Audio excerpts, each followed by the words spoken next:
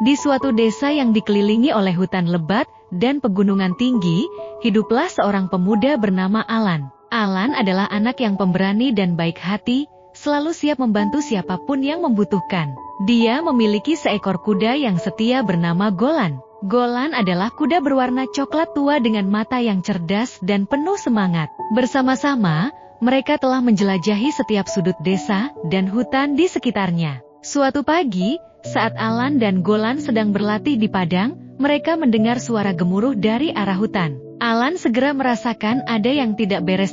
Dengan cepat, dia mengajak Golan untuk mencari tahu sumber suara tersebut. Ketika mereka mendekati hutan, mereka melihat sekelompok monster besar yang sedang menyerang desa. Monster-monster itu mengeluarkan suara mengerikan dan membuat penduduk desa ketakutan.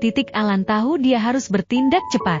Dia mengingat cerita-cerita yang diceritakan oleh kakeknya tentang keberanian dan strategi. Dengan hati yang penuh keberanian, Alan merencanakan bagaimana cara mengusir monster-monster itu.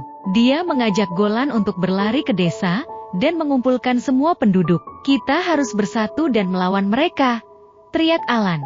Penduduk desa, meski ketakutan, terinspirasi oleh keberanian Alan. Mereka segera mengambil alat-alat pertanian dan senjata sederhana untuk melawan monster. Alan memimpin mereka ke hutan, di mana monster-monster itu masih mengamuk. Dengan semangat, Alan berteriak, "Ayo kita hadapi mereka!"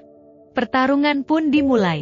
Alan dan Golan berlari dengan gesit, menghindari serangan monster, dan membantu penduduk desa untuk melawan. Dengan strategi yang cerdas, mereka berhasil memisahkan monster-monster itu satu persatu. Alan menunjukkan kepada teman-temannya cara untuk bekerja sama dan saling melindungi. Setelah beberapa saat, monster-monster itu mulai mundur. Tidak tahan dengan keberanian dan keteguhan hati penduduk desa.